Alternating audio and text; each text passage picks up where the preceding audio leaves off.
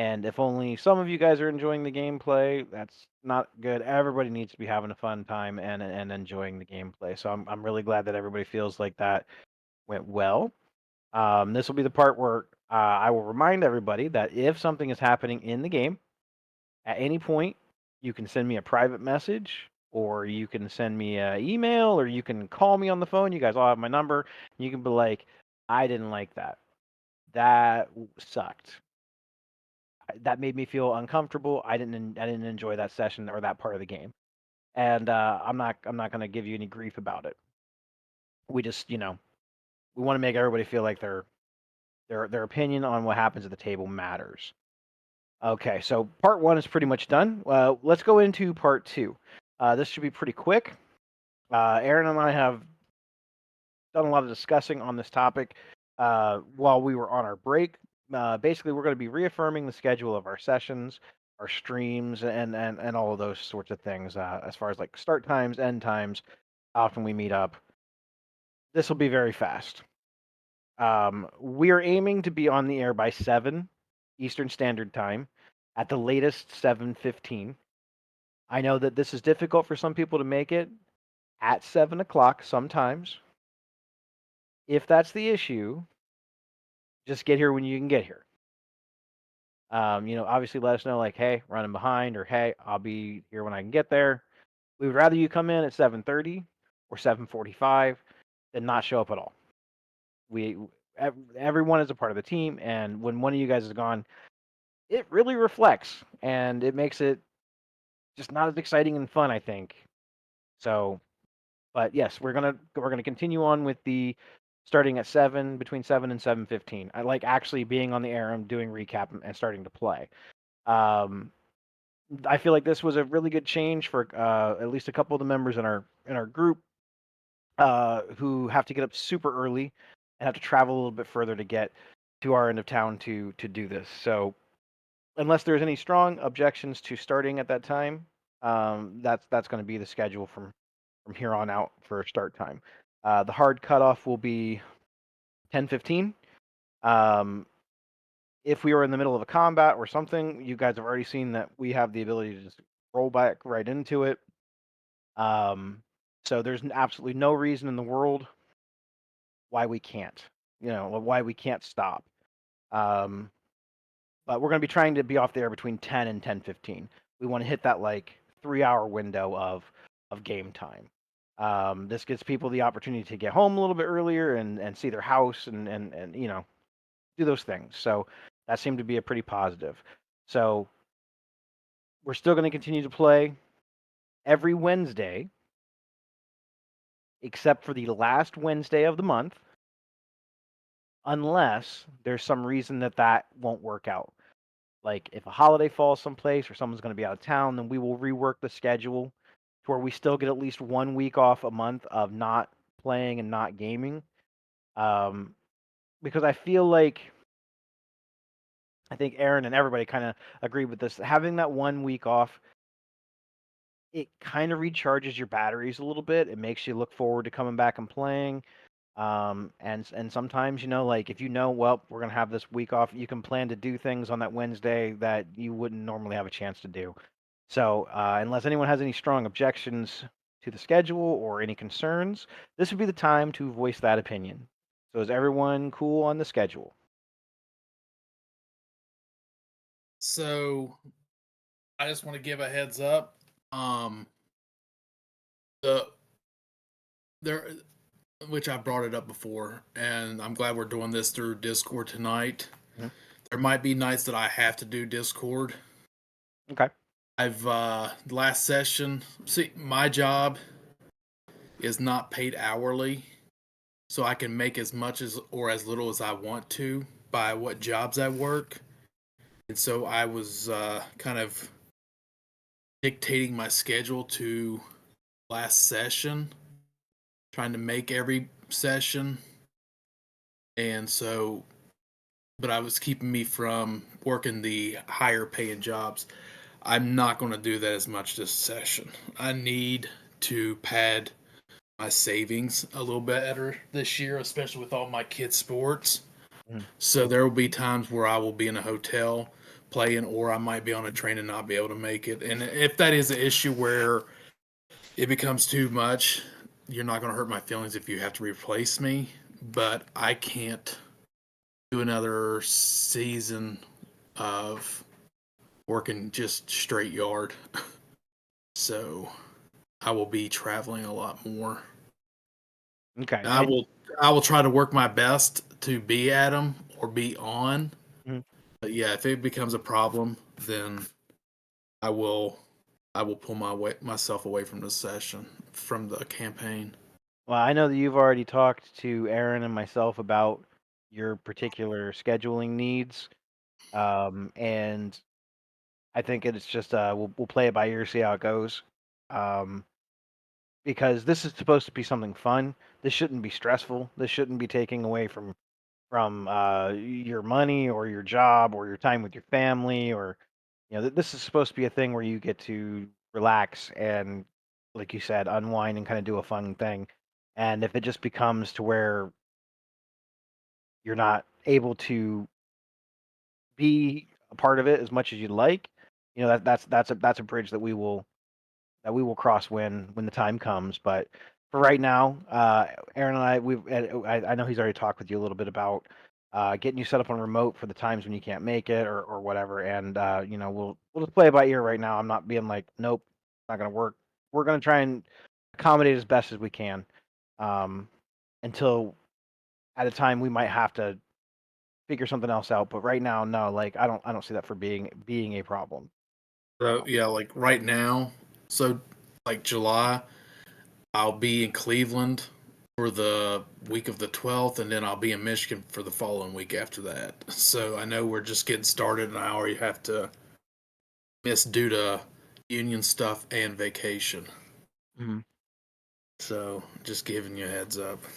All right, like I said, we'll discuss that if it's becomes a problem. But Yeah, no, I don't. I right now we're just gonna assume that you're gonna be in some way, shape, or form playing with us more than you're not. So I will do my best. absolutely, and that's all we could ever ask of anybody. But you know, if it starts to become a thing to where it's becoming stressful and taking away from your enjoyment of playing too, like you just gotta let one of us know, and you know, if you need to take a break for a little while or you got to step out completely, you just got to let us know what you need. I'll do it. All right. So, anyone else have any other scheduling things that we should know about or issues with the proposed schedule? Sounds good to me. Okay. Yeah, Yeah, I same could here. Here. I could take or leave a week off. It's okay every now and again. Um, but if we decide to go away, I'm cool with that too. Doesn't matter to me. All right.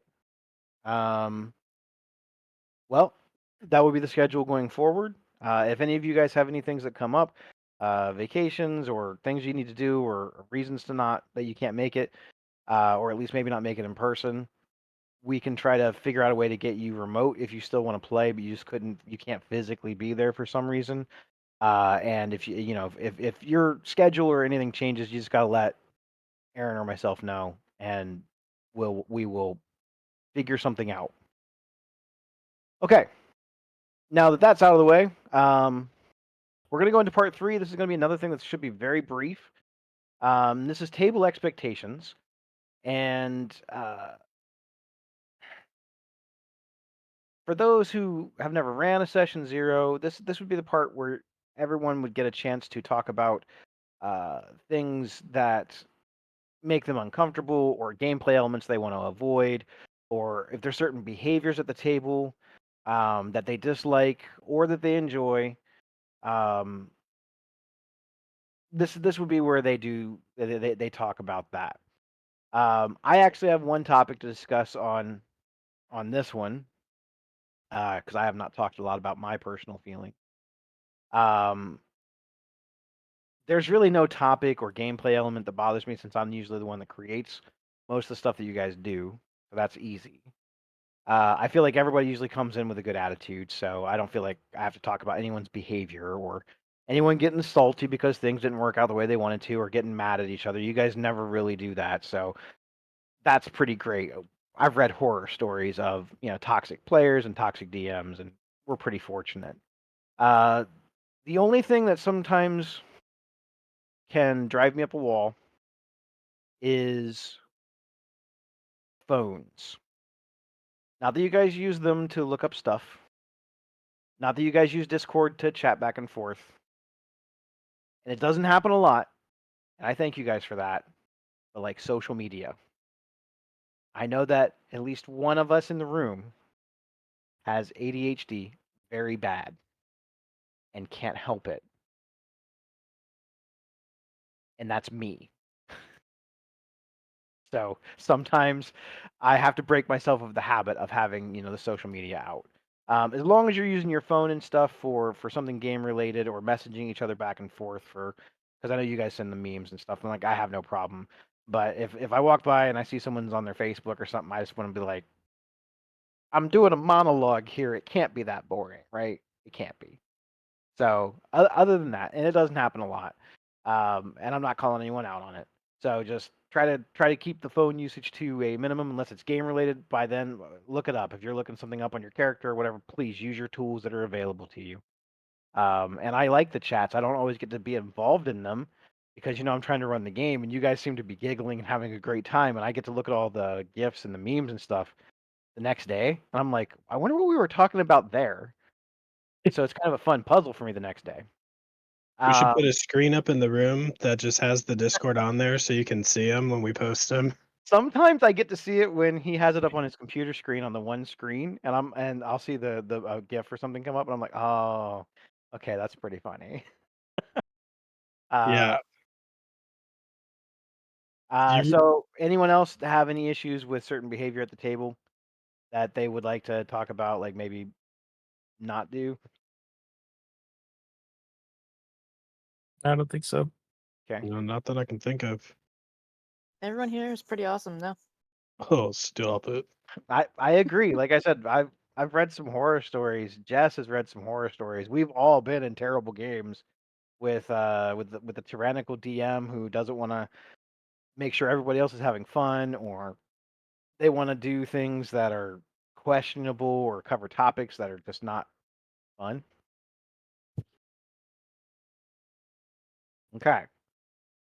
So like I said, part 3 very very easy to get past because you guys already get along pretty well, and I don't think anyone comes in with a terrible attitude or anything like that. And that's pretty much the only thing I ever expect of you guys is just come in with the best attitude that you can. And sometimes I understand that maybe the day didn't go well and maybe you're in a bad mood, and if you don't feel like bringing that negativity to the table, just let me know, and it's okay to stay home or take a couple minutes and walk away from the table. Do whatever it is you need to do because again, it's supposed to be for everybody to be having a good time. Okay, so unless there's anything else, we're going to go over part 4. This will be more of the rulesy kind of finalization of your characters. I know that most of you guys have worked on your characters over the break. You guys have told me little bits about them. I have not looked at your character sheets. I have not looked at your stats. I have not really looked at your spells. I have glanced over some of your guys' backstory elements. All of it is very interesting and cool, and I like all the creativity that you guys have really put into this. Um, does anyone have any questions about things on their character, as far as things you're allowed to have or things you're allowed to add, or you're not sure how an ability works or anything like that? What are your take on like non-magic items about having those on your person? Like, are we all right? You all right with if we threw like uh just an example, a bag of the 1,000 ball bearings. If our character already had that at the start of the character at the beginning instead of, or the caltrops or stuff like that, do you have any problems with that, or do you want us to buy it in game? Um, So as far as basic equipment goes, I think I'm gonna let you guys use your best judgment on it. If you can buy it in a general store, if it's listed in the player's handbook as an item that you can go and buy, and it's a non-magical item, as long as you're not trying to load your backpack down with 1,000 pounds worth of gear or a full set of plate armor at level 1, um, I'm just gonna let you guys use your best judgment. If you feel like there's some tricksy things that you want and it doesn't encompass the amount of stuff your character would normally start with, I would just try to say keep your starting weird gear under like 10 gold worth of stuff, and you're probably fine. So if you can keep it under that 10 gold price range as far as things you want to put in your backpack and you're not encumbered, I'd say go for it because that gives you guys a lot of creativity of things that you want to do. If you would rather have an episode where you go and buy some of these things, great, or whatever. But if you want to have some stuff when you start out on your adventuring career, like ball bearings or caltrops or whatever, as long as it's in the player's handbook and it has a gold value on it, I'm good with it. If you're not sure, you can ask me.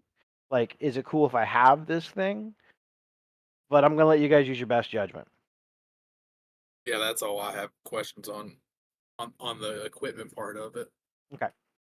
I have a little bit of a starting question, and I can't remember if I asked you or not, or explained, I guess, why I wanted to do something this way. So, being a ranger, non-traditional using guns, I have 3 guns to start.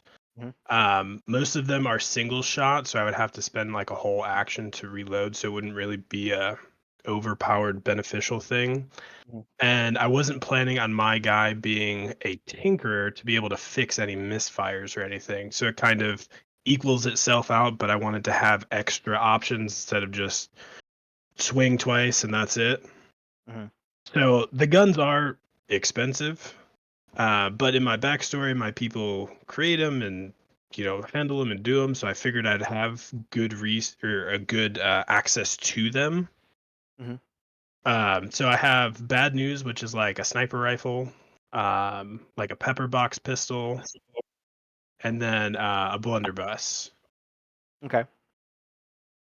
So that's really Um, the only starting equipment that I took.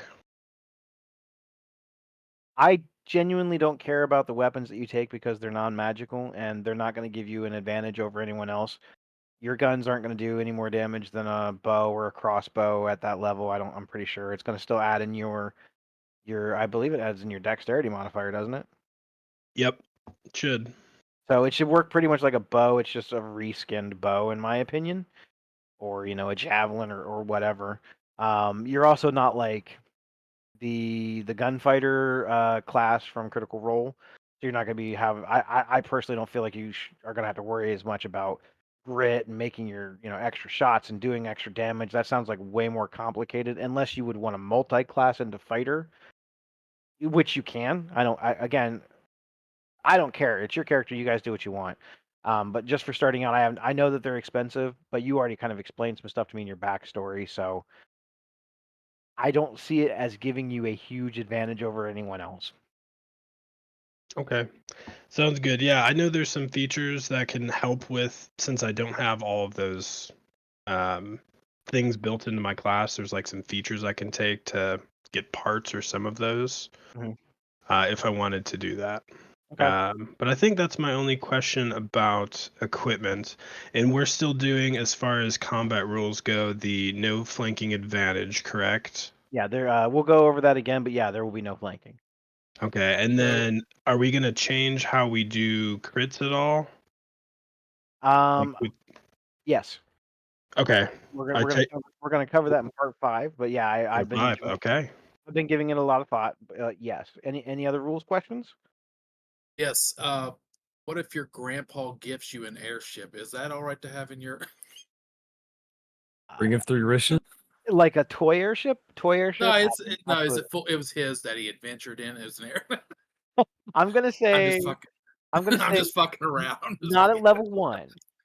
So Level 2. but I can have my stakes in holy water. Am I good with that? Yeah, I don't have any problem with that. I mean, you're a cleric, right?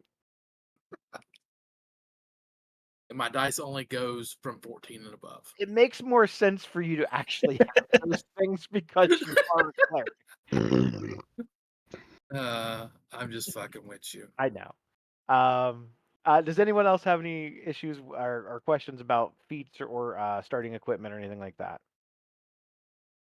Think so? I have a question. Yeah.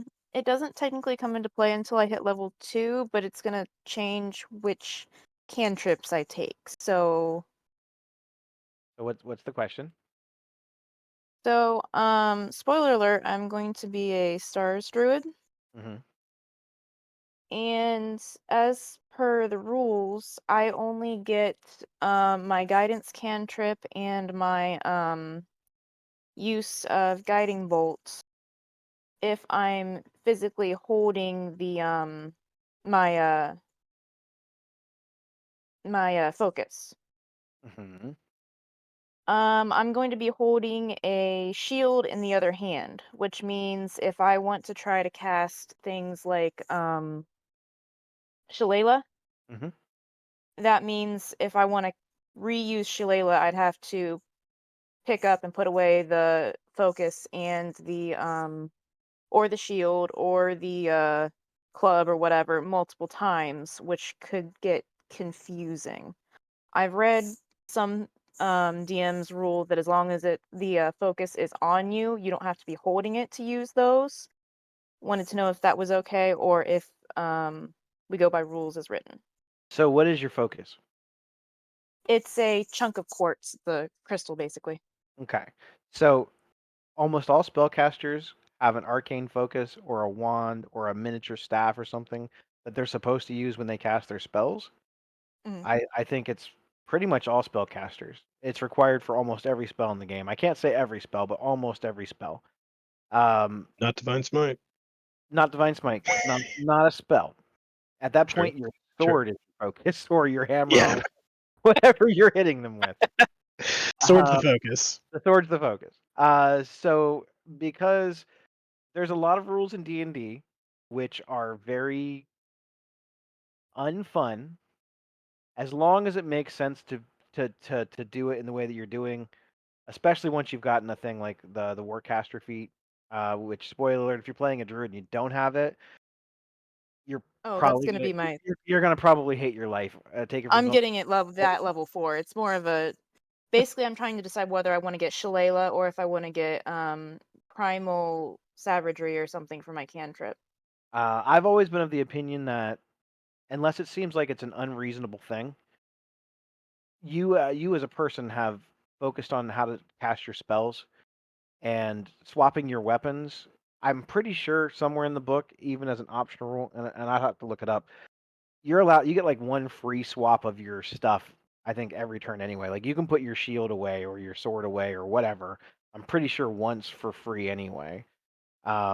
And if your arcane focus or your druidic focus is something like a crystal, I kind of feel like you could draw strength upon it if it's on a necklace. Maybe you have it dangling off of your shield and you can kind of reach your hand up and kind of just touch it when you're getting ready to cast a spell and then let it go.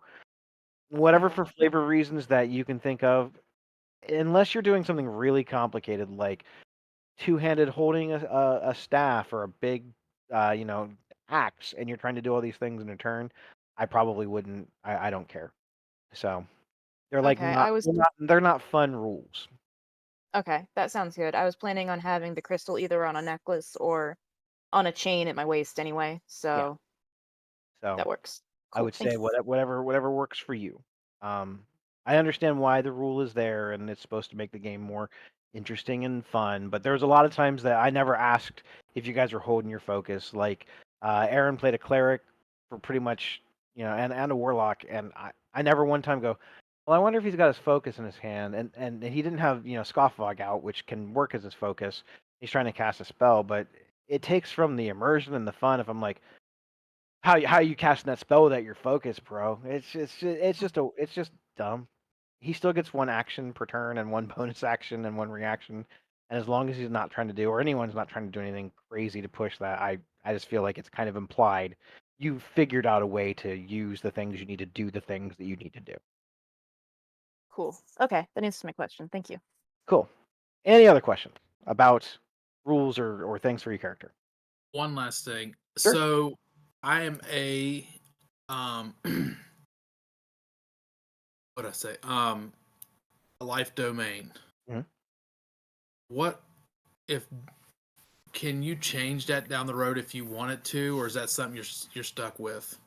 So your subclass of cleric is kind of tied to your faith. It's pretty much one of the things you pick pretty much from Yeah. level 1. So if you decide later on that you're not enjoying life domain cleric and you want to try something else or do something else, but still stay with cleric, I have to um, change religion too. You I, know who I I'm w- the god. I would say that yeah, we could maybe come up with a quest or something like that to do that, but to just free willy nilly just kind of like change whenever you're just like I was a life domain this session, I'm gonna be a a trickster domain this session. I would say no, but Okay. if it's something that I'm gonna lock you in permanently and have you hate it the whole time, no, we'll find a way to make it make sense. No, I understand. Okay, Sounds good. cool. All right. Any other questions about your characters or uh, things that you can start with, etc.?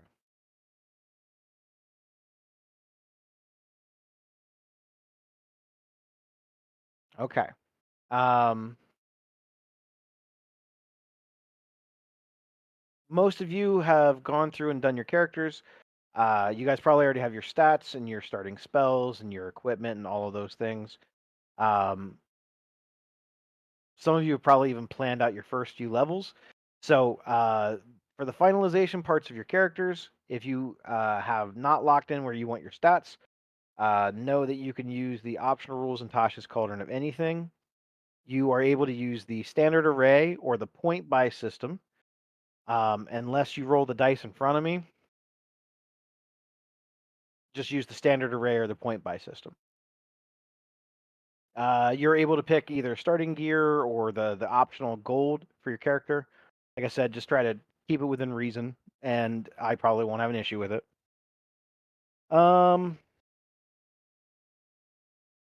I think that's it for characters. Be level 1. I know I was like, well, we might start at level 3, or we might start at level 2, or we might start at level 5. We're gonna start at level 1. Fear not, you guys will be level 2 not long after we start. It will make sense in the story, and it will make sense in the campaign when we actually get to start that session. So be prepared to be level 2. If you guys have not planned your second level, you guys have the entire rest of the this upcoming week and this weekend to figure out, well, what am I taking at level 2? So just go ahead and have a general idea of what you want. Your options usually aren't that much, but just be prepared for that. Okay. Part 5. Rules and house rules. Most of the time we play most of the stuff rules is written, because why have a rule book if you're not going to follow it? However, there are some rules and optional rules that we have employed over the last hour long we've been playing. I guess the big one we already covered. There will be no flanking advantage. I feel that this diminishes the uniqueness of some people's class and spells that enable you to get advantage. Things like fairy fire, things like the rogue's ability to gain advantage on strikes if all they have to do is just like stand behind a guy. I know that sometimes it made the combat seem like they were a little bit longer, but having advantage should be cool. It should feel cool every time you get it, and it shouldn't be just something that you easily can just go behind somebody and stand behind your buddy, and then you guys just Eiffel Tower a guy and you get all the advantage you want. It's also not fair to characters who are primarily ranged who can't get advantage that easy.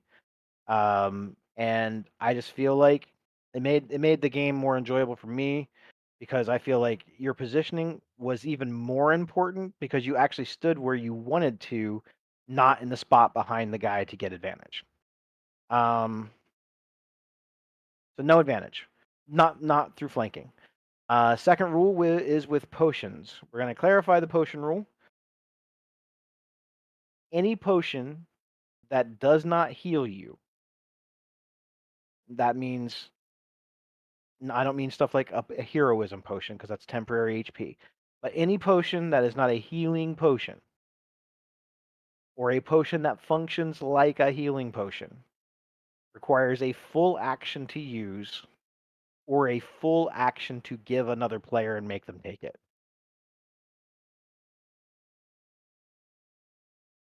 Any healing potion can be taken as a bonus action for a random die roll result, or a full action for the maximum healing result.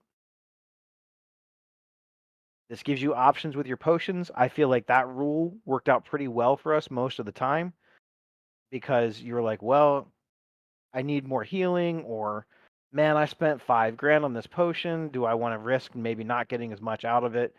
And I feel like it put some interesting choices in combat, and I don't feel like it was overpowered at all. Giving a potion to another player will always require an action.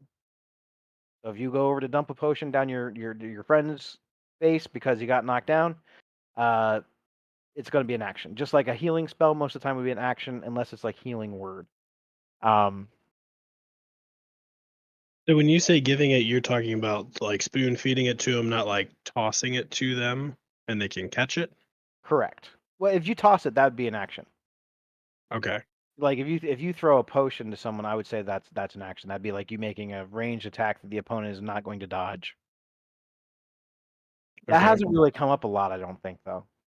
Well, there's been a few times where it's like, okay, I have my potions on my belt and someone comes and grabs one off and or like the jug of the Afridi, stuff like that. Like, was it a full action to do so? Could I, you know, I would say handing off or giving someone something in the midst of chaotic combat, no matter what that thing is, I'd say full action. I don't think that, like I said, I don't remember that coming up a lot. But I feel like, yeah, full action. Okay.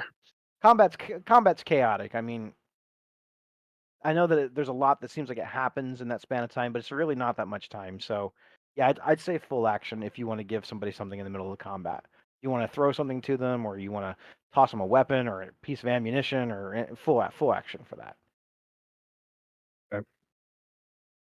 But in the instance where you said, "Hey, I got this potion on my belt," and someone wants to like take it from you, that would be their action, not your action. Right. Okay. Okay. Yeah, I can't remember what we decided in the moment, but I remember we had the question and I don't remember what the answer was. I don't remember either, so we'll just make that this. If it comes up continually and it seems like it's not fun, we'll review that then. But um, we'll just go ahead and make the rule for that now. Okay. I do have to retroactive question I just thought about for topic number 4. Okay. How should I be handling ammunition for my weapons? Keep track of it. Okay. Like, how many shots can your gun fire? That should be listed on the description, I'm sure. Yeah, 2 of them are 1 shot and the other one is 6. I would say just keep track of your shots. They're not magical at the moment. I'm not sure how hard it would be to even find your bullets, but I would think firing something like that would be harder to retrieve than retrieving arrows. Oh, for sure. Okay. You gotta dig them out of the bodies. Yeah, it'd be a little harder. I'm not saying you couldn't, but a little harder. Yeah, just going in there like with my fishing pliers and prying them out each time. Unless you're a terrible shot and you're pulling them out of the trees behind them. Yeah, with that too. With them long little frog fingers, you can just dig into the wound. Yeah, just suction cup those bitches out. Or you could find an artificer to make you a magnet. Yeah, where's Grizz? Who Okay. knows? Okay. As far as like buying that, I personally consider that to be basic equipment because the guns themselves are expensive. I would say that the bullets probably are not. So, because a lot of times they're just stone or shards of metal.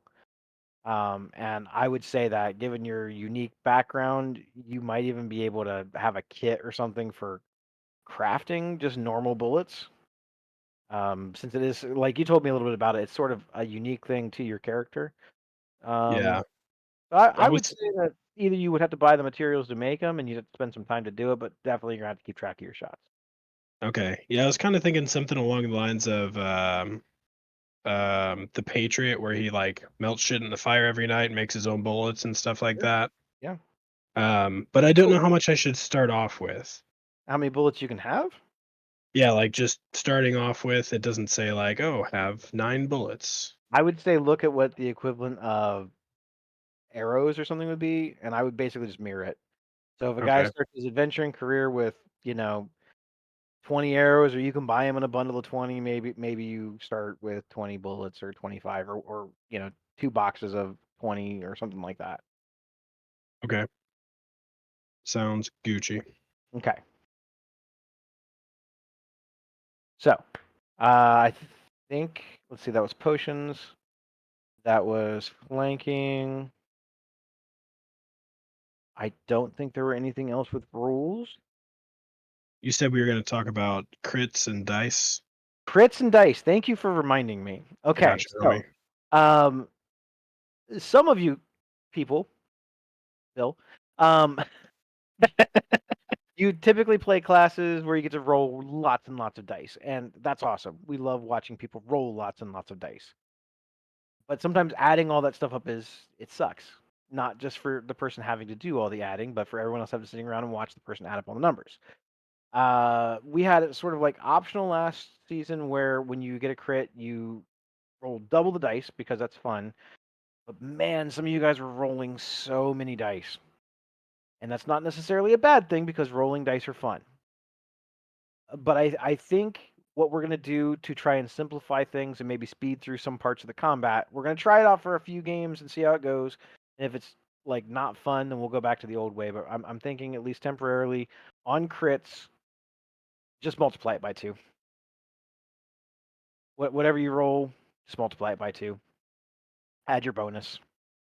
Nice and simple and straight. If that seems like it's not fun or you feel like you're not hitting things as hard as you would get the opportunity to, like, so I said we'll try it a few sessions and see how it averages out. Then we'll go back to rolling double the dice. Sounds good. I feel like a little targeted, but that's okay. Well, you're a ranger this time. It doesn't even bother you nearly as much. Not as much. Um, I wanted to ask the group too, how and you as well. How does everybody feel about like negative effects happening with if we roll like a natural one? Is that something I feel like that would be a fun component to bring into the game if everyone was on board and if you were on board? If not, that's cool too. I I've think played a that'd be few where it great. was really funny and like a lot of fun. And then, that was the only time I ever played it. So it's always been an interest of mine. I think it'd be fun. Yeah, I'm down. Be interesting. I'd say as long as our melee characters are good with it, because us ranged people aren't going to be as necessarily in as much danger. Well, it could Well, be I can like be either you melee you or roll, range. So yeah, and sorry. it's not just like attacks. Like if you do a skill or something and you roll a 1, you fall down the Mhm. stairs and take a D4 or something. Are you saying that I'm gonna miss a lot? That's Yes. possible. I know there's like a random generator that can say stuff for rolling natural ones somewhere or a spreadsheet. I just think it'd be fun. Okay. So you're proposing on anything that requires the roll of a d20. If a natural 1 is rolled, you think that maybe sometimes a random weird bad thing could happen. Yeah. It doesn't have to be like I don't want it to be character breaking or anything. But, something funny or fun or, some kind of disability that we have to work through or something. I think it just add another component. And again, if it sucks, we could just not do it anymore. Okay, so that's totally fine with that being proposed. So Bill says yay. Jesse, you say yay on that too. I'm all for more chaos in the game. Rob and Jess, how do you guys feel? Yeah, sounds fun. Yeah, I'm good with that. Okay, now when you guys say a 1, on a scale of like 1 to 10, how bad of things do you want to happen?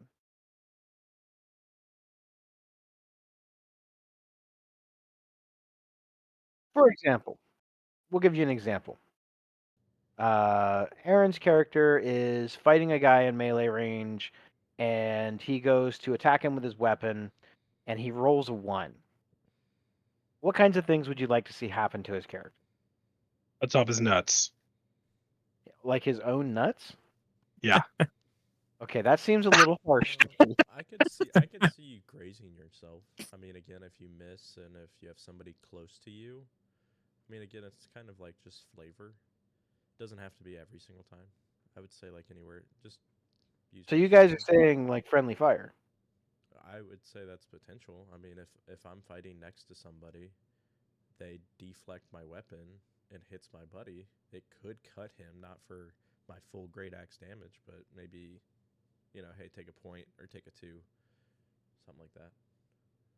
Okay. Yeah, like if there is a random table and like, okay, you roll a 1, now roll a D100, and this is what's going to happen. And if, maybe there's a couple of them that are, you damage your buddy, or you, slash your sandal off, and now you have half your movement speed next round or something. Okay. So you guys want a little bit more random in it. Okay, I can handle that.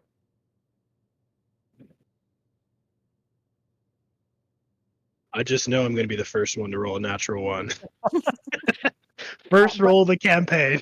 I mean, I get it though, because it's always really exciting when you roll a 20, and you guys want to feel a little bit more, not necessarily excitement, but like something happened when you roll the reverse of that. Yeah. Okay. I mean, as Okay. long as the friendly fire isn't like too severe, I would feel horrible if I tried to light someone up with a spell and I caught one of our melee guys instead. Listen, it could happen. The way that Aaron just explained it to me is if Rob's in combat and you fire a spell at someone and you miss with a 1, it could hit Rob and maybe do damage to him. And if he's only got 4 HP and you hit for 12, Rob's going down. Yeah, I mean, again, it's all happening during battle, so they walk in front I of mean, you, there is if friendly they- fire. I mean, you get caught up in what you're fighting around you. Sometimes maybe an arrow. I'm sure it's happened before. You're like, oh hey, everybody just shoot. All the archers shoot off. Well, somebody's string broke and it snaps off, and something breaks off and hits the guy in the neck next to him, and now he's fucking dead. And you just look the other way, like, what happened to Bob? What about Bob? Yeah, Okay, forget about damn it. Bob. He's gone. Bob is dead. All right. I mean, Rob has the most friendly fire damage out of anyone. Yeah. Probably true. It happened. You guys happens said I already. can take it. I would say, Also yeah, true. I don't recall saying I can take it. Mhm. I'm pretty sure I've said that a couple times to my own spells. All right. So a little bit more randomness with the 1s. I can handle that. That's not a problem. You're I like, also- I can do that. I mean, come on, Jess. You know I came from the old school. That's how we used to play, man.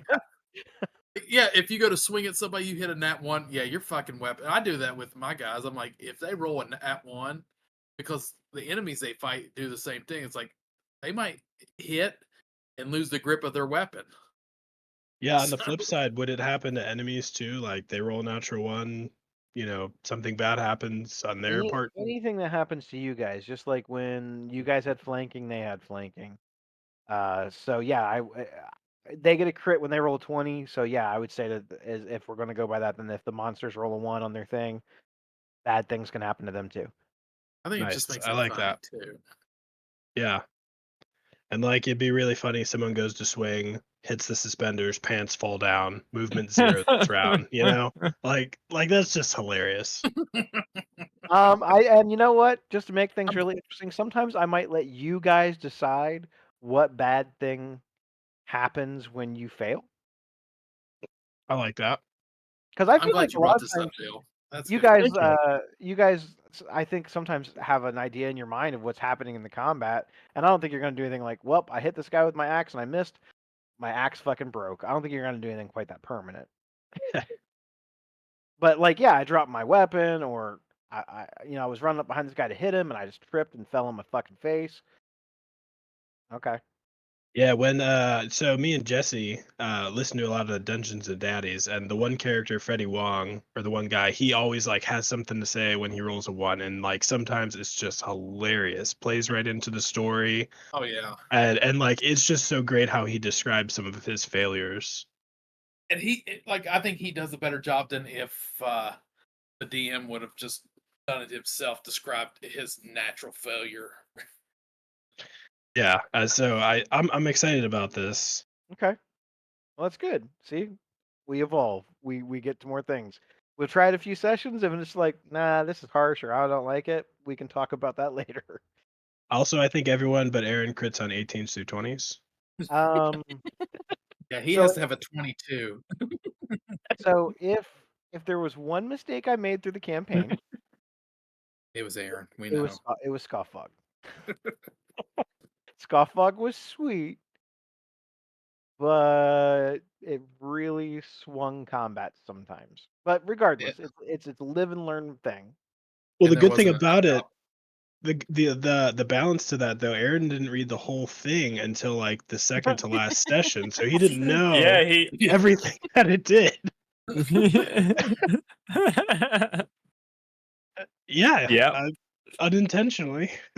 Um, well, that's the other thing about me is I won't give you guys something and then retroact and say, "Nah, it's not as good as that." I'll figure out a way to work around the thing I've given you. Because that's not fun either. You get a really cool item or you get a really cool ability or a thing, and then I'm like, that's really causing a lot of problems in the game. I'm gonna have to take that back. No, that's not fun. Okay. So critical fails. Got it. That'll be fun. That'll be interesting. I like to see where that goes. So, any other rules or house rules that we want to instigate in season 2? Can we define the amount of time? I feel like we talked about this so much. Define the amount of time a short rest takes and like attunement takes and stuff. I feel like we were a little back and forth about it, but One I think 1 hour for a short rest.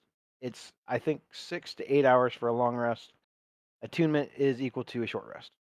okay. So 1 hour short rest, 1 hour attunement, Mhm. 6 to 8 for a long rest. I know Yep. that came up a bunch of times. So I think it's good to just clarify it up front. Yeah, no worries. That's what we're doing all this for. Attunement to an item can also happen if you don't have time to take a rest over the course of a day, as long as you keep the item near you and you kind of like look at it, and maybe you're traveling on a horse or something. But it would take the full day if you don't stop to rest. You know what I mean? So by the Right. end of that full day of travel, you might have been able to gain the attunement to it. But most of the time, when you're stopping, you're probably going to take a rest anyway, so it doesn't come up. So yes, attunement is 1 hour, or a short rest will be at least 1 hour, and long rests are 6 to 8 hours. Okay. Okay. Perfect. All right. Any other things? This is good. I'm glad that you guys remembered some of this stuff to ask. I think another thing we've gone a little back and forth on in maybe previous games was for raging Mhm. with halving the damage. We said round up for a while, we said round down for a while. How are we going to handle that in this campaign? All halves round down. Okay. Yeah.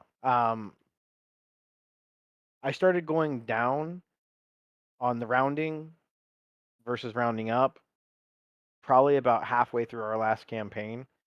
Um, I'm not really sure how to explain it other than I just feel like it feels better. Because like when you take half damage, right? And the damage is, we'll say the damage is 15. So rounding half of that is 7.5. Taking 7 always feels better than taking 8. For sure. Because like And you still saved, right? So it just feels like it's not a half to me. yeah, I agree. And I think the book says round down, but I know we've played a little bit different. So I think with a potential barbarian, I think it's a good thing to clarify.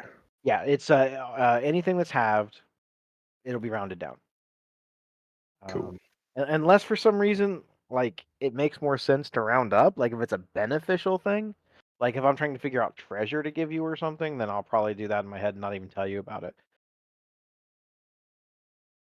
Okay. Okay. Sounds good to me. All right. Any other clarifications? No, these are Bill. Actually, I appreciate it, man. These are all like really good points to bring up. I appreciate it, honestly. Yeah, you're welcome. That's what we're here for. I think that's all I can think of right now. I'll let you know if anything else comes up, and maybe we have a quick little guide before a session starts or something if we have a clarification. Okay. All right. Sounds good. All right. So everyone knows what kind of stuff they're expected to bring to the table as far as their energy and all the things. Be prepared to play. I don't have to tell you guys that. You guys fucking love D&D. You guys are always ready to play when you guys come to the table. All right. So the next part of this session 0 is going to be not listed in the 5-part section. We've covered all the things that we needed to talk about. Everyone's safe space and all those things. Now we get to do things that are a little bit more fun. Not that this isn't fun because I love chatting and rapping with all of you guys. So, does anyone not have their character at least 75% of the way they want it? I think I'm about 98%. There's a few things I think I want to clarify for maybe a backstory or a home world life or appearance, but I think outside of that, good to go. Okay. Is anybody else like not at least 75% of the way done with their character the way that they want it? I've been tinkering mine while we've been talking here, and I think finally just polished it up. Okay. All right. So, we're going to talk a little bit about the campaign, and we're going to get into some of your guys' character stuff. The campaign. We will be running Tyranny of Dragons. Ooh. You guys will be starting at level 1. The campaign is expected to go to level 15 at the minimum. While we are running the campaign, I ask that people try to avoid any spoilers or podcasts or anything about the story itself. You guys already know probably more about it than I would have told you had I not asked what you guys wanted to play. I know we were tossing around a couple of ideas, and if we and I really hope we do, if we get to a campaign 3 or a campaign 4, uh, we're we're probably going to go back and run Dungeon of the Mad Mage, just because I've always wanted to run that, but I kind of feel like this will be a good one to get going. And this one did have, I would say, more people seemed more excited about Tyranny of Dragons than the other ones. This one is a much more story-focused game. I have read probably 85% of the book. That's what I spent the last like little bit doing, and doing it on my breaks at work and various different things. And so yeah, it's been a long bit of reading. Um, Story is very cool. It's very interesting. I think a lot of you guys are going to enjoy it. Um, with that being said, I know that you guys and most players don't enjoy a game that is very railroaded and linear. Okay. Um, Unfortunately, there are sections in the very first part of this adventure that will feel very railroaded and linear. Now, I will do my best to try to throw in some interesting choices along the way, but once you guys actually get into the story, you'll kind of see what I mean and why it's necessary. By the time that you get to the later parts of the adventure, you a lot of times will have at least a couple of choices as to what you can go do. You will not have any section in the game that is as robust as the guild challenges were, where you have 10 things that you can pick and then you just got to go about them your own way. I'm going to do the best that I can to tie your guys' backstories and personal elements of your characters directly into the story in some capacity. If it doesn't fit with the story that's written in the book, we will add things as like side things or side pieces. I think at this point, you guys kind of know that that's just kind of how I do things. Everyone kind of has a side thing or a main point or something that has to do with their character. I want you guys to feel like this is your world. You guys are parts of this world. Things that have happened in the world matter. Things that have happened to you before you got here matter. And the things that you do while you're here will matter.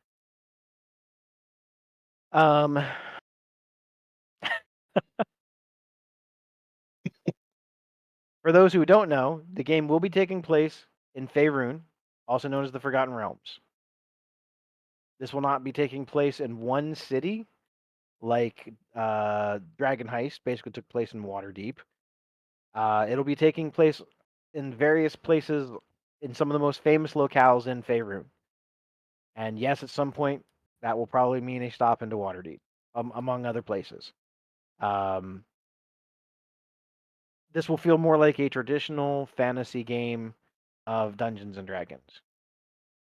There will be elements of the story that I think are really, really interesting. There's a lot of options and opportunities for lore.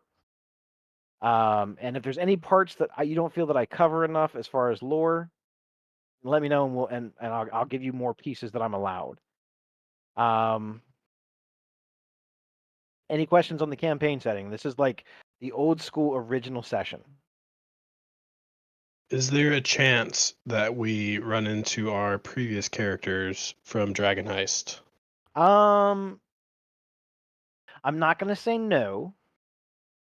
If it makes sense story wise, or if I can do a cool thing where there's a reason for you to run into them, then yes. If it doesn't make any sense for that to happen, then no.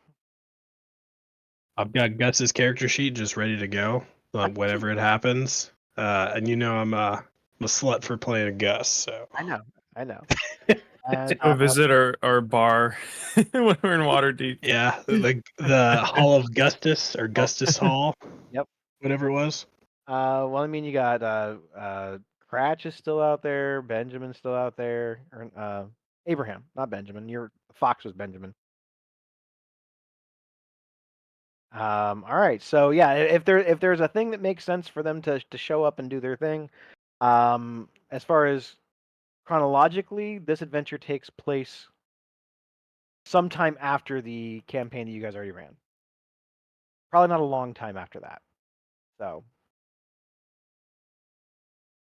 cool. I like it. All right. Yeah. Now, the let's see, we covered the campaign, the flow of the game.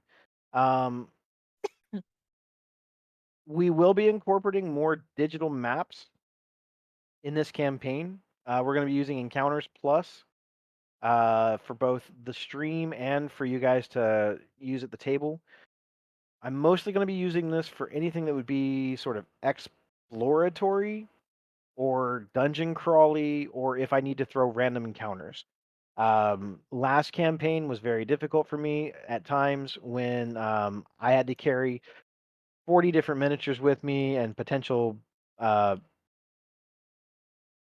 things for random encounters and stuff, and I didn't get to do as much. So a lot of times when you guys fought stuff, everything kind of felt like a mini boss battle, or it mattered because I'm like, well, I'm not bringing all this terrain and stuff, and then you guys kill this thing in 20 minutes. So there will be opportunities for more combat or more random encounters as a result of we now have access to digital maps. That is not to say that we will not be playing with miniatures when we can, when it makes sense, for boss battles and for big cool set pieces and stuff. We absolutely are still going to do all that because I really enjoy setting the things up and like getting the pictures and seeing everybody be really excited about it. And so yes, we will still be doing that, but we're gonna probably have more random things that can potentially happen, and it'll be good, I think, for being able to do random encounters and not end up being a 3-hour battle every time that you guys have to fight something. Any questions on digital maps or how you're going to access those? Are we gonna have? Are you gonna have the ultimate control over like actually moving our pieces? Or are we gonna be able to log into that app and like move our pieces around? Okay, so when you guys get into the thing, we already tested this. The Encounters Plus, you guys will have a link you go to, and you'll be able to move your characters. Nice. You might not have any info on the character as far as stats or anything like that, but you should be able to move your character around, and you guys will be able to access the maps directly from your mobile device, whether that's a tablet or your phone. I think Aaron had talked about maybe putting the map up display on the TV behind you guys. So if you need a bigger image of it, but you'll be able to like zoom in and like get a better vantage point of the map. Um, and you'll be able to control all that on your own. It'll be distinct to you. Nice. Okay. Any other questions about the digital maps? Okay. Great. The I think that's all the stuff that's going on in the game. Again, I just ask that people don't look up any spoilers or things from the game. I'm choosing to go with a pre-written adventure this time because the last campaign took a lot out of me creatively, um, and it's really hard to create everything from nothing. Um, so I'm kind of glad that we're running this adventure. This was the first adventure that came out for 5th edition. Uh, 5th edition was launched in 2014, so this is the 10th anniversary of 5th edition. When the new player's handbook and stuff comes out later this year, we are going to probably have a special either Discord session or something to go over to see if there's any major changes to your characters, and we'll try to update them to the newest rules. If something doesn't seem like it's fun, we'll play with the old rules for that particular character, but we'll get an opportunity to do that when it comes out. I think the biggest thing is going to be like backgrounds. I think all characters get feats to start with and stuff, and that'll make your characters more, I guess, unique and interesting. So I don't think there's going to be super major sweeping changes to the classes because why fix it if it ain't broke, you know? So we'll look at that when it comes out. But for me, I think this will be really good because this is my 10th anniversary with Dungeons and Dragons 5th edition. I've been playing and running games since 2014, and it's kind of cool to go back to the first. This is the first adventure that they ever did for 5th edition. So um, also, it's the 50th anniversary of D&D as a whole. You guys didn't know that's going on right now too. Another reason I think that it'll be good to go with a pre-written adventure versus me coming up with a bunch of stuff on my own. When we do the stream, we can say that we are running Tyranny of Dragons session 1, session 15, session 25. And that might potentially draw more people in to want to listen to what we're doing, see how we ran the game, see how you guys reacted to the things, because it is a published adventure. And people might not be sure how something works or how to handle a certain thing, or it potentially gets more people interested in it because they might have that book at home, or maybe they ran that adventure and it just makes them curious. Maybe they want to run it. So, where the whole homebrew thing gives you a lot of freedom, I still have a lot of freedom with this too. I went completely off the rails in our last campaign with the Underdark and stuff. So, just because it's pre-written doesn't mean I'm just going to go, all right, and on page 58 this happens, and then that's all that happens. No, I'm going to throw some things in there and make it interesting. Okay. So, Tyranny of Dragons, we start next week, 7 o'clock. I know some of you guys just got your minis and probably haven't had time to get everybody's painted. Um, you do not have to have your mini all the way painted until I would say just when you can get it. The fact that you guys have an order or whatever is fine. So just What bring your minis. what are we doing about? I know last session we had, or last campaign we had, everybody had color coded bases. Are we doing that again? Uh, that's an Aaron question. I genuinely don't care. Okay.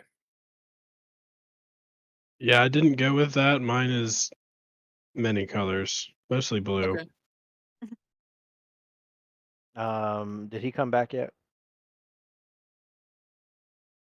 Okay. I don't know if he is back or not. That must be terrible. Another question. I guess I should have probably asked it earlier. I don't know. What are you still talking about? And I think you did say something about it about guest players.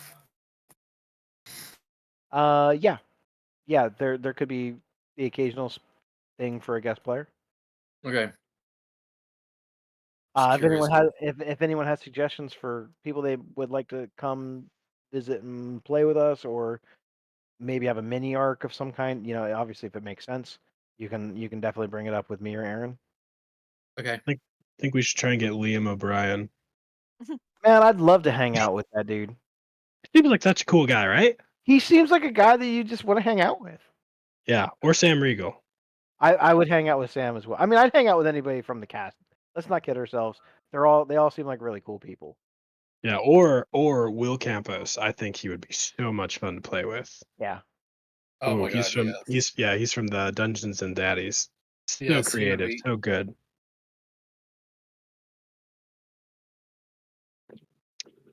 Okay. Now, the campaign is going to take place. It's going to start in a town called Greenest. I know that you guys have not given a lot of thought into this, and this is going to be really fun for me to listen to.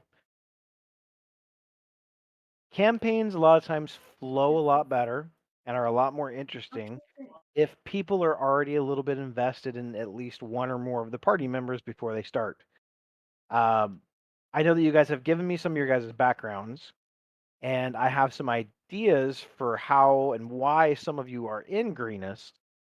But before I finalize some of these things, do any of you already know each other in some capacity? Whether you guys are best friends, you guys just met up for the first time, or you guys are working a job together, or whatever. I don't think that's been discussed. I mean, Yeah, I haven't talked to anybody about that.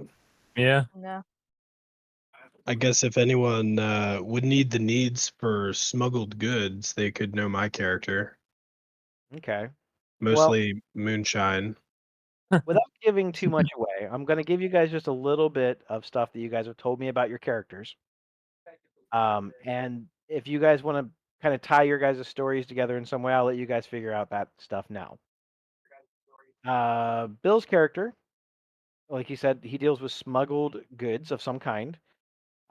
He also is probably going to be beginning his adventuring career, kind of trying to like toughen up in the world a little bit and get a little bit of experience. Uh, probably maybe guarding a caravan or maybe being a bodyguard of some type, kind of like hired muscle. But he hasn't done a lot of exploits on his own because he's a level 1 character, and it doesn't make sense for him to have done a whole lot of really super duper amazing things yet. That's You guys are going to be doing the amazing things when you adventure. So that's Bill's kind of character. He deals with smuggled goods of some kind, and he's thinking about maybe being a bodyguard or a protector or a hired muscle to, like maybe a trade caravan of some type, or um, something that would require, hey, we need somebody to help us make sure we get to this place. As far as Jesse's character, he told me in his backstory that he does like missionary type work. Also offers his services, or might be recently starting his services to, protect trade caravans, or something like that. Being a cleric, he's going to, have a little bit of know-how with weapons and healing. Mostly, he's done it, he said, for his, for his actual family and stuff. But he might be wanting to branch out and, again, much like Bill, kind of get some experience in the world and maybe do some charity work or whatever. His backstory seemed more like he was I'm not gonna say like a goody two shoes, but more of a pious kind of guy. And with that, it's uh, he feels that that's kind of a rewarding thing, which makes sense. I mean, he's a cleric, and he's really leaning into that. But he's not going to be like, oh well, we can't kill those goblins because they have feelings. He's not like that. Then with Rob's character, Rob's character is probably going to be the one that's going to be the hardest to tie to anybody's stuff from what I know so far. I have some ideas. He might have a contact with one of the major factions in the world. I was thinking maybe the Harpers.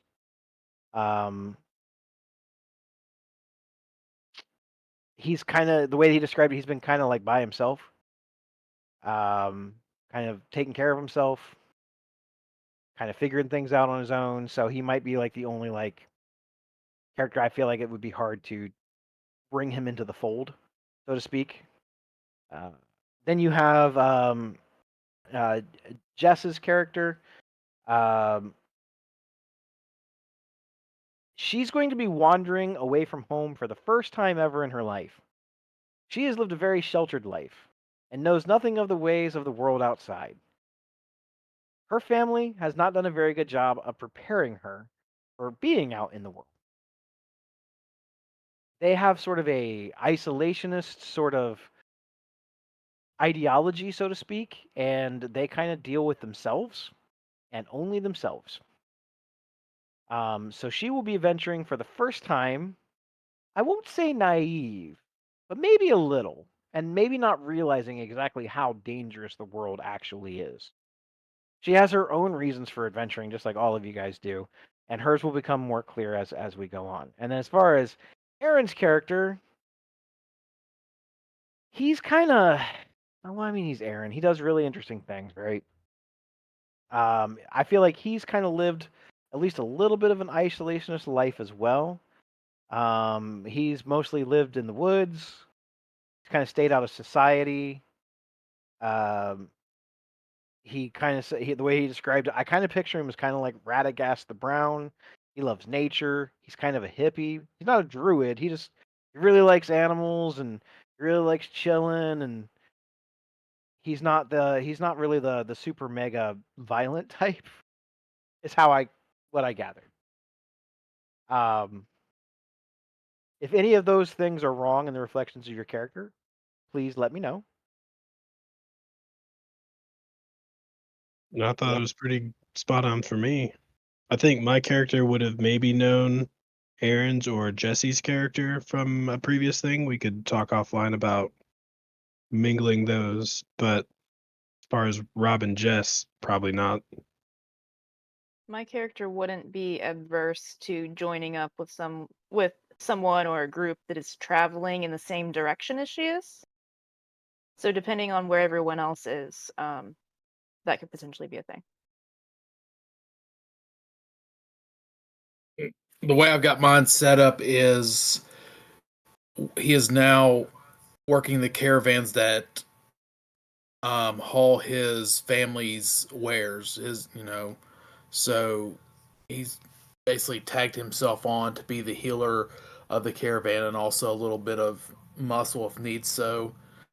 And it also gets him away from the outskirts of Goldenfield where he's from. So yeah, he's not he's not taking over the family business, but he is helping, and it gets him a little bit of adventuring out in the world also. Okay. So, based off of what you guys have let me know about your guys' characters, the two people that seems like may have recently run into each other, I'm not saying lifelong friends or anything like that, because it sounds like you guys all kind of come from different parts of the world. Would be pairing up Jesse and Bill. Since Bill talked about potentially being like hired muscle to, protect a caravan, and Jesse's character talked about being a member also trying to like protect caravans. I feel like that just seems like a pretty natural kind of thing. Maybe you guys have worked on a couple of different caravans before, and you guys already kind of know each other. That's kind of up to you guys. Like I said, I don't think you guys got to be like the lifelong friends or anything like that, but since you guys are only level 1, you guys probably haven't had the opportunity to do a lot of these caravan things, but it's better than maybe you guys don't know each other at all. Maybe you guys went to a help wanted sign. Maybe Jesse's people came to your people to say, "Hey, we need some hired muscle." You know, whatever that the case may be. So I think that just to me makes a lot of sense. As far as uh, Jess's character and Aaron's character, I feel like those two actually kind of make a lot of sense too. Because the way that Aaron kind of described his character to me is like he's like this guy, kind of like a protector in the woods. He kind of looks out for sometimes people or animals or whatever that are in the woods. And Jess has never left home before. So maybe at some point they met up with each other. Maybe he stepped in to like help protect her, or um, maybe he saw her wandering around the woods. And like I said, she has not really been warned about the dangers of society. Maybe he helped her fight off some bandits, or maybe even just scared them off, or something like that. And again, I'm just throwing ideas out. So yeah, I'd be game with it. that's kind of up to you guys. And as far as Rob, I would say that you could either have met up with the caravan, or you could have met up with nobody. Maybe they just kind of run into you in the town, and some stuff kind of happens, which I'm not going to tell you about, and it kind of like forces you guys to all kind of like join forces. But if you would rather have a more tied into someone's background, it could make sense for you to have met up with Aaron's character, because he is like this woodland kind of guardian. Maybe you've been hiding out in the woods. Maybe you got a hideout there. Maybe you've seen him around. Maybe you tried to steal something from him and he let you go. Whatever. It doesn't really matter to me. So as Yeah, far we as can figure it out. as far as your guys' stuff, because to get into the next part, I need to know exactly if you guys have met each other before, and how you have met each other.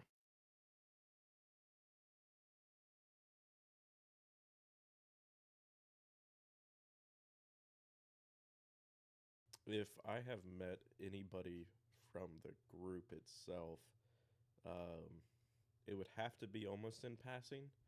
I would say the only reason why I would go to, your local shops or in town would be to grab something like super unique. Um, like I would say it would be like a once every 2-3 months kind of thing. Mhm. I survive off the land, nothing too crazy. We just have a little, basically like a Lincoln log house out in the woods. Nothing too crazy. Okay.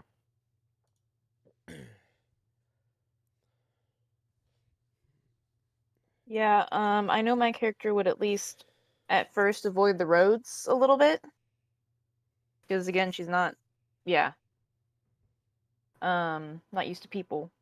Um so that could be a thing if you wanted our two characters to travel together. Um Well, that's up to you guys. Um, if that's something that you would like to do, where you guys recently just kind of met up, and he's just kind of agreed to maybe escort you where you want to go by taking the woods, because he's comfortable in the woods. You're also a druid, so you're probably comfortable in the woods, but he also kind of figured out that you have not really been outside of your little village. So he just doesn't want to see anything bad happen to you. I forgot. yeah, that I'd say that'd be your call if you wanted to do that or not. And I don't care either way, that'd be cool. I forgot to add one thing.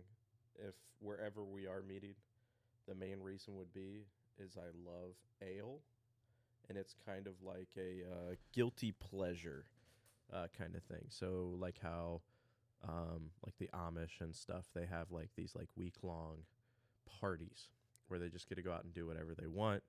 It's kind of how my character is. He loves Mhm. ale. He likes going to your local bar. That's the main reason why he comes down. He has more to that story, but just kind of a general idea of maybe how we met was because of that. Okay. Well, like I said, the game is going to start in the town of Greenest. You guys will already be there. Or you will be just arriving. Some of you might be just arriving. You guys will not be meeting in a bar. How's that? How do you spell that? Greenest. Yeah. Greenest is right there. Okay. Like the color. Yeah. I Greenest. was thinking something. The First greenest rewrite of the color. session. So the map that we will be using for the game is the one that's distributed by Wizard of the Coast. It's the map of Sword Coast. It's Faerun. I think Aaron actually has it on the stream. I will end up putting it in the one channel for you. Bill, I looked up the area that you were talking about. Your stuff is not on the known parts of the current map of Faerun, which is fine. It's a little bit south of that. Okay. But that's totally okay. That doesn't really matter to me. It's not like super far out of the way. It's just kind of like just off the edge of, I would say, more of the civilized things. Greenest itself is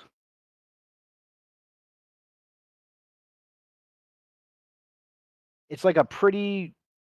It's not a massive city, but it's kind of like a point that you would go through to get to some of the other big cities like Waterdeep and Baldur's Gate and head out on like the main roads. So as a result of that, it's not a small little tiny village, but it's not like a big booming city. They've done So pretty it's well for themselves. is it in between on the trade road between Waterdeep and Baldur's Gate going south? Greenest is I'm trying to find it. yeah, it's not a huge city. Let me see if I can find it on the map here to give you a better location of where it is at. Of course, it's so dark in here. So I posted the map that I think I found my place on. Is this a good enough map for everyone? It's very detailed. Yeah, that's I don't know if nice. it's the official one, however. All right, if you look on the map of the Sword Coast, there is an area called, if you know where Baldur's Gate is, if you can find Baldur's Gate on Yeah. the map of the Oh, Sword Coast, I found it. if you look down, there's an area called Candlekeep. Like it's pretty much straight south. If you can't find Candlekeep, there's an area called Beargost. Greenest is southeast of Baldur's Gate.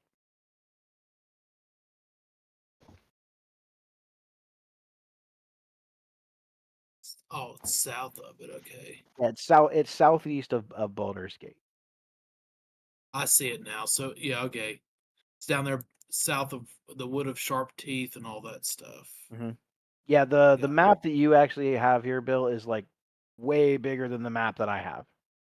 Oh, It shows a lot more of the world. Not that there's anything wrong with that. It's just I don't have that map. okay. Yeah, I liked it because it was super detailed. You could zoom in, zoom out. I was just really impressed by it. So this is what I use to like find my village and shit.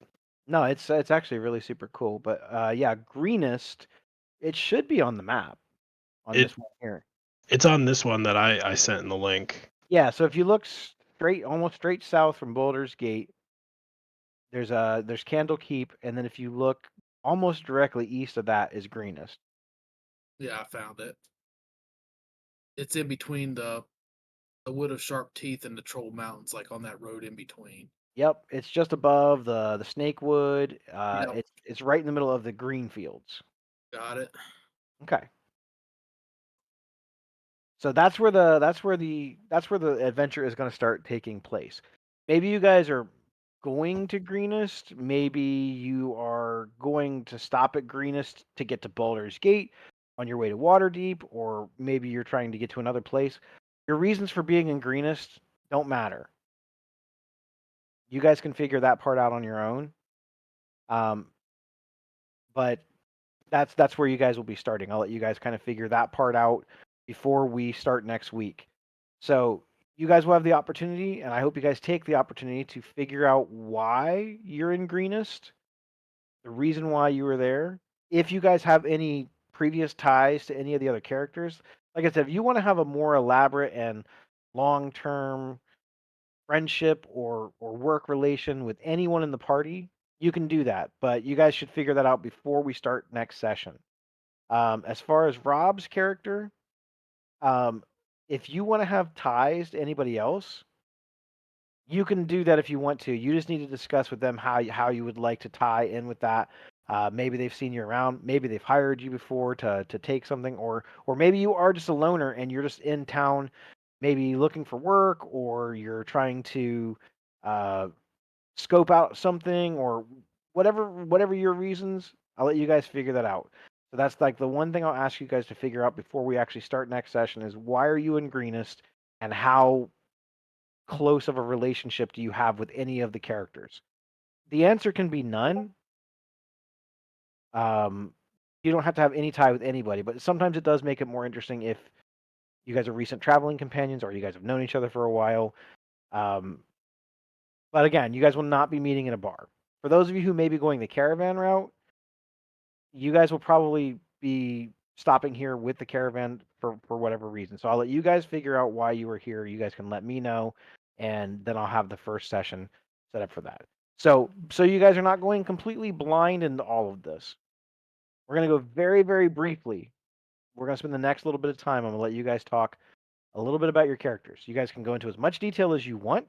If you would prefer to save a lot of things as secretive about your characters, um, that's up to you.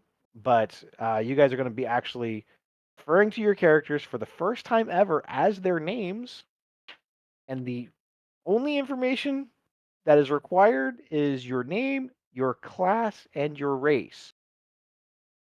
If you want to say anything else about your character, you can, but you don't have to. So we will actually, because we started at the top for all these other things, we're going to start at the bottom on this one, and we'll go with Aaron first.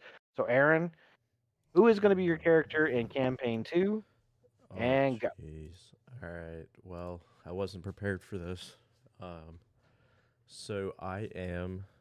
I almost said my name wrong. I am Gulk Tunyon. I am a man of kind of. If you guys ever seen Boy Meets World, I am man with squirrel pretty much. I love nature, everything about it. I didn't have your traditionalist background of an orc, and I am a barbarian, so this is all like really contradictory things. Um, I'm the nicest guy you'll ever meet. I don't have a bad bone in my body. Never killed anything in my life, um, aside from uh, like animals, obviously to eat. But I do that process in the most humane way. Um, Again, it's something I take passion in. I do have a mom and a dad. Shocker. Alara is my mother. She was. I refer to her as uh, a witch, but like an animal witch. She was a druid, and my father was just a normal, everyday lumberjack. He worked on the sawmills. He was a human for the longest time. Very clean teeth, very put together, almost like a Fabio. Um, so yeah, I mean, I am your average hippie, but I am Gulk Tunyon,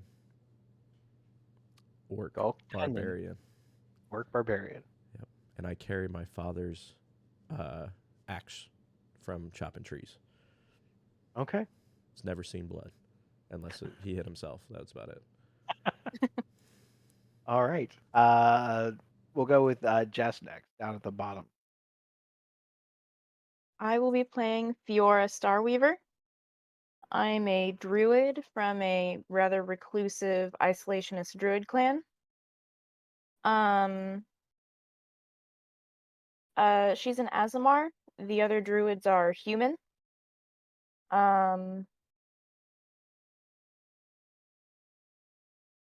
Other than that, I think I'm gonna stick to that for now. Okay. So Asimar, Druid, Mhm. and Fiora, Starweaver. Yes. Okay. All right, Rob, who are you playing in campaign 2? All right. I'm playing as Fig Brushtail, a Vulpine race from the Humblewood campaign setting. And I'm playing as a rogue. My character is he was separated from his family at a younger age. Kind of grew up in the city of Waterdeep, just getting by on his own. And I'm gonna say someone else. I don't remember. Oh yeah, he likes to get himself in trouble. We'll leave it at that for now. Okay. All right. So Fig, you're the second Fig I have in a campaign, by the way. Uh, the other Fig is named Fig Fillington, so I will try not to call you Fig Fillington. Fair enough. Also, he's an artificer, and you're not. So, Fair enough. I thought about it. I thought about being an artificer for a little bit, but that all would have right, been funny. that would have been like too weird of a coincidence. I might have kicked you. I'd have been like, "Why are Yeah. you copying Noah's work?" You know, like. I All went right. with if I went with a Fig, it would be Fig Newton for sure. Actually, he went with the spec of artificer that gets the dog, and his dog's name is Newton. Yes, that's so good, Fig and Newton. God Yeah, damn it, Noah. Noah is so fucking clever. I love that dude. All right. So, next up would be Jesse. What character are you playing in campaign 2? Like I said, you can say as much or as little about your character as you want. I'm kind of just going to go off what I gave you. I mean, I only gave you like a paragraph, but it gives me something to read off of. I am Crispin Frey Copperpot, human cleric from the outskirts of Goldenfield. My parents are Carl Frey Copperpot and Marianne Falsworth. Carl, with a K, is a coppersmith, and he owns his own line of copper skillets that he carries with his own trademark initials, KFC. Marianne comes from a prosperous chicken farm. And after marrying Carl, they started frying chicken with the copper skillets and now have that side business. They both live outside Goldenfield. And they were blessed with 2 sons, Crispin, of course, and the older son, Carl Jr. Um,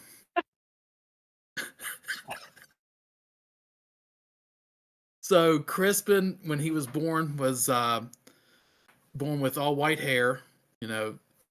So the local clerics in Goldenfield thought he was touched by the gods. So he was taken under the wings of the clerics, and that's where he learned his craft. Carl Jr., on the other hand, apprenticed under his father, married a cattle farmer's daughter, and started his own line of beef stands. And no more on him. But Crispin, white hair, green eyes, follows the path of Lathander. Lives outside Goldenfield, and now he is traveling with just escorts his father's wares and helps sells them on his adventures with the caravans. And he also has a little sidekick.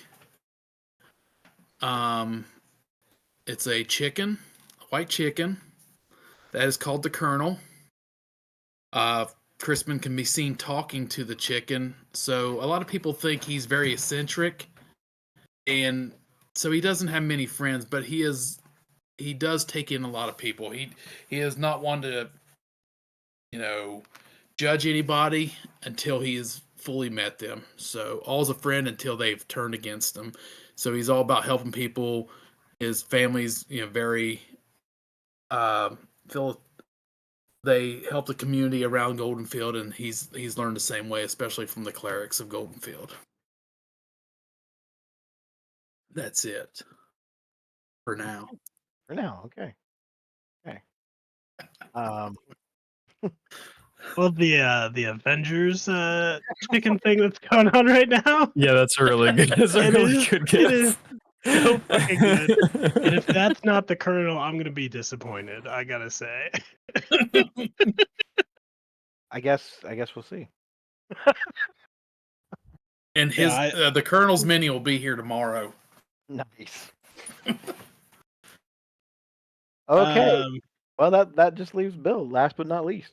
It leaves me. So, do you feel like the business that I'm a part of is well known enough for them all to know about? Mm, Was that a I would no or a yes? I would say that they might not know the organization that you work for, but I would say that they would know that that happens,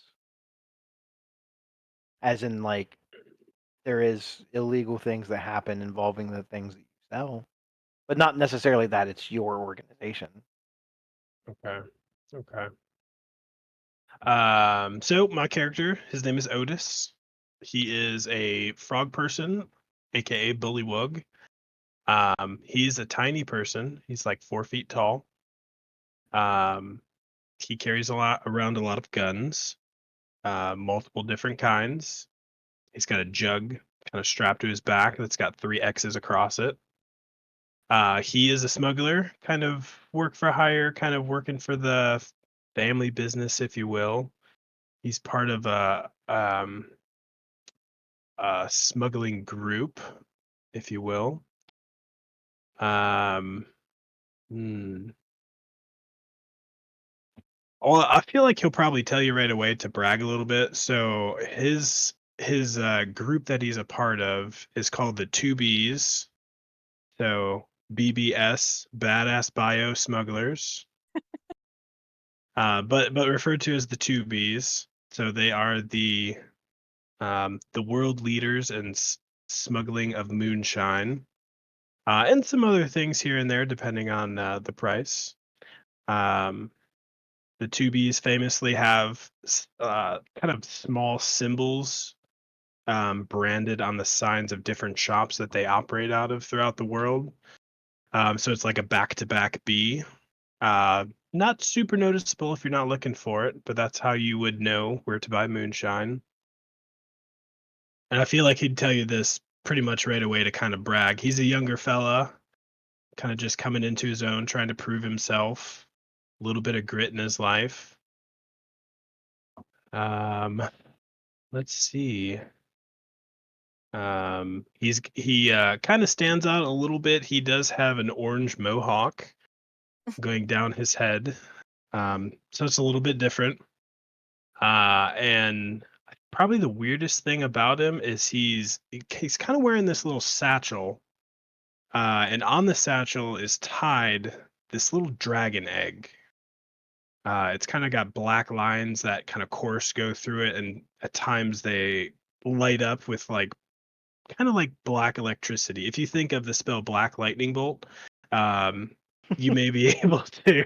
That's kind of what it looks like as it kind of the power surges through the egg every now and again. Um, I think that's all I want to say for right now. Okay. Okay. So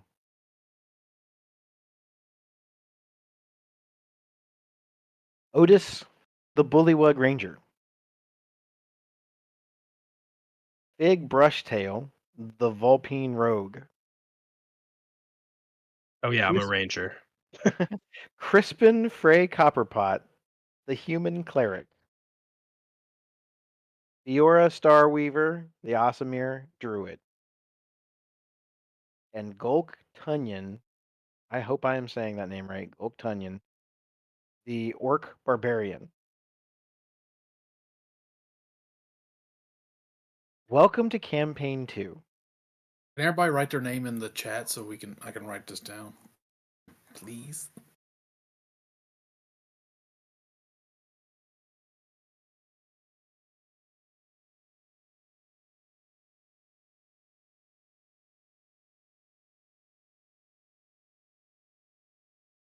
Now, the first time that I call any character by their prior character's name for the first month of the campaign. No, you know what? Indefinitely. I will be giving that character advantage Yay! or inspiration. Yay! I'm hoping that this will help me break the habit of calling you guys by your old names. Or you could just keep doing it. Hey, that's really good for me. I'm rogue.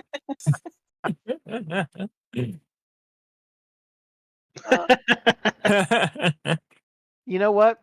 We'll let you guys roll through. How about that? You roll a 1, then something bad happens. Anyway, you guys will be picking up next week. We're gonna do a little bit of a, I guess, kind of a little bit of an intro into this area. I will give you no more background information on what the actual campaign is about. As far as the stories and stuff, you guys are going to be doing all of those things when you go about it. Since this is not an actual like official first session and more of a introduction to where you guys are at, we'll get into more of the playing aspects. You guys will have more time to discuss with your group of fellow players how you know each other, if you know each other, and why you guys know each other. I'd like to just kind of say that I'm really excited to see all the creativity behind everyone's characters. I think that I can tell that everybody put a lot of time and thought and effort and energy into coming up with their character to make them seem unique and interesting and fun. It seems like there's a lot of really cool things that you guys have given me as a DM that I can build off of. I'm not gonna lie, some of you gave me a lot more than I needed, but you guys all gave me something to start with. Um, and sometimes it's better to have more than not enough. I will do the absolute best that I can to not be too altering of what your vision of your character is. Um, I'm very distracted by that thing that he just put up with the KFC dancing. Um, like that is distracting as fuck. Just so you know. That's what I do. A little bit of Skriznitz pulling over into this campaign. He's like, that's my fucking job. As far as some other things that we're going to be doing,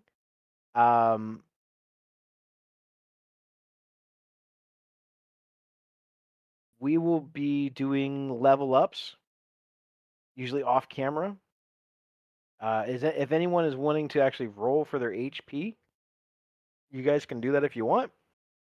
Otherwise, you guys will just be taking the averages or whatever the system tells you. I know some people like to roll stuff, but if you're going to roll for it, we're going to do it in person.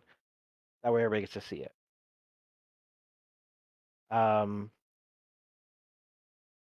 Yeah, I'm very excited. I feel very lucky and fortunate to have gotten to play so many games of D&D with so many fun and interesting people. I appreciate the fact that you guys come every week that you show up. You give me 100% effort, and you guys are courteous to each other and respectful of each other. And I'm very excited to see what you guys do this time around. Now, to wrap things up,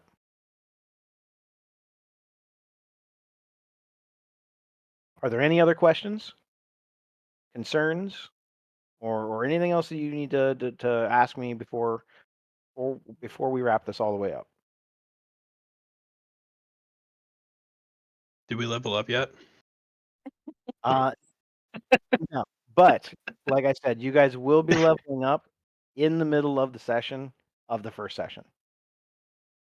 And I know you're like, well, why aren't we starting at level 2 to start with? It'll make more sense when you guys get to it. Plus, it's kind of something that I want to try. Um, so you all have arrived in the town of Greenest. Your ways for getting here will be revealed next week. The town itself is not exactly a modest village. Um, the center part of the main village here that runs through the main road is a very large, noticeable keep. Um, the the the town of Greenest itself is pretty big in comparison to some other villages that you have been through. The trade routes themselves have been profitable for the city of Greenest, as many people on their way to larger and bigger areas of Faerun have made their way in through Greenest. Things have been strange in Faerun lately. There have been signs that something is not quite right. Those who listen to soothsayers and the signs of the stars all search and try to seek answers to the recent whispers and distress going on in the world. The woods don't feel quite the same. There are whispers on the wind. And the fates, for whatever reason, have brought all of you to this particular place at this particular moment on this particular day. The winds of change are definitely flowing as it is early afternoon, just maybe a little bit before 1:30 or 2 in the afternoon. The town seems to be bustling, people to and fro, residents, long term and short term, wandering about, just living their daily lives. While there is a strangeness in the air and there is a sense of something is not quite right, it's not noticeable enough, or at least extreme enough, to cause anyone any real alarm.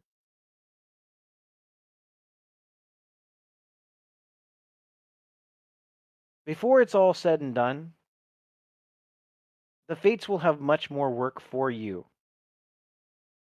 You will make friends along the way. You will be pushed to the limits of your mental capacities and your physical capacities.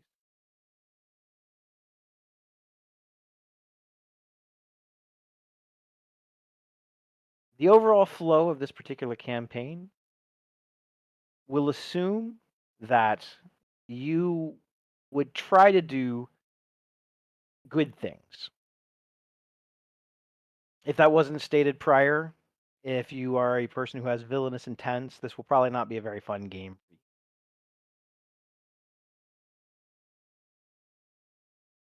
We will get more into this soothsayers and things of the stars next week. It is relevant for at least one of you. For now, your fates are entwined. And before the sun sets this day, you will all be a part of something bigger than yourselves. And you will help shape the fate of the world.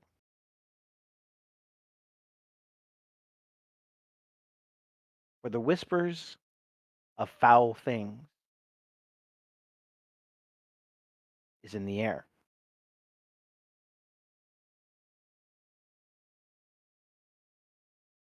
I appreciate everybody coming in for session 0. We will be back next week live in the studio For for the sure. first time in a while. I look forward to seeing everybody. I hope everybody comes with their dice and their books and that level of excitement, because it's going to be a good one. Bill gets And I one think set you of dice. I think you guys are really, I quit. really going to enjoy it. if I have one last thing to just remind all of you at, because the events of this first day of the campaign are going to seem very stacked against you. You're going to say, that's impossible. I want you to remember this one thing. Not every resolution to all of the problems need to be resolved with your fists. You guys are better players than that, so think outside the box. That's why we have guns. That's exactly right. You're welcome. All right, gang. I got nothing else unless anybody has anything else for me. I'm going to dismiss this a little bit early. Everybody get some sleep, get some rest. Anything else for me? No, I'm excited. This Can't is gonna wait. be awesome.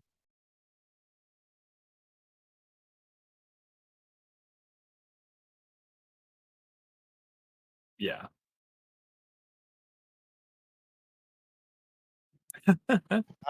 Yeah, we may end up having to probably just put them on some kind of like open mic. You know what I mean?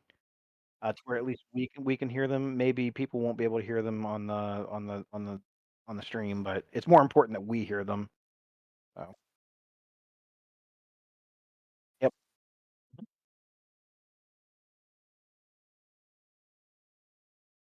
Yeah, I think this No, I was think it worked out doing this way. yeah, it worked Yeah. out good. You know, I'm excited for next week. Super excited. I am too. I'm excited to see what you guys all do with your characters. I still have to decide on a voice for my character. I'm not sure what I want it to be yet. You guys got a whole other week to figure out any voices that you want to come up with. That's the best place to practice voices. I also practice power. Did it sound something like "How you doing"?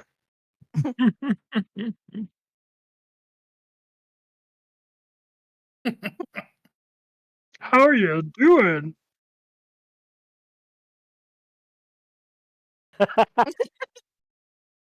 I Yeah. I have to say that I introduced the Bullywugs in Ravnica in the Underdark, and since I've introduced them, it is traditionally a non-playable race. This is now the second time someone from our group has been like, "I want to be a Bullywug," and I just think that that's really super fucking cool. Yeah. Yeah, I've been fascinated with them for a little while from a different campaign. Mhm. But excited to play them. Yeah, I mean, I'm excited. I really like the race class selections that you guys picked. Um, I know everyone always teases the guy being the human, but for his character and his story, it makes total sense. And he didn't just be Well, like, nobody ever plays a human, and I'm like, Never plays the human. But like for your character, it makes total sense. And humans are one of the most, you know, they breed the most. There's more humans in the world than probably anything else. So just statistically speaking, at some point, someone's got to be a human. Navenna was a human last campaign. Um, so, but yeah, it's usually no one wants to play a human. The race, I'm actually surprised no one picked dwarf. Not one dwarf. I Or elf. fucking love playing dwarves, and I almost thought about being the dwarven cleric. So I was I going to like be a dwarves. dwarven cleric and go underneath the war domain cleric. Yeah, I was the dwarf cleric for Wang. So branching out. New class, new race, completely new stuff. Yeah, I was thinking about doing a Wang. drow. I'm just kidding. I think we already decided that if you play any character whose name starts with L, any type of wizard, or any type of elf, that we weren't going to let you play. Yeah, I was very surprised when you said your character name did not start with an L. No, I was impressed. I'm That very lizard. curious. Yeah, Very- yeah, that's what I was gonna say. That L silent. I'm really curious to see what you guys do with these particular classes because you guys have. I mean, I've played with you guys in other campaigns, and I think this is this is a first for some of you guys to play these particular classes. Jesse almost always plays a bard. The last 2 campaigns he's played in with us, he's been a bard. So I'm sure he's like, I don't fucking want to play a bard anymore. I want to play anything else but a bard. And he's talked about playing a cleric a couple of times. Well, he's only gonna have one level in cleric. The rest will be bard. So he's a bard. Bard. He's a holy bard. I've never Holy diver. never played a ranger. Never really thought about playing a ranger. I always thought it was a little bit boring, but I wanted to play something new and something I wasn't comfortable with. And I think guns for a ranger is such a unique thing. It's normally like the bows and arrows, and if you're gonna be a gunslinger, you're gonna be a fighter. So I think it's pretty unique. Yeah, when you told me that you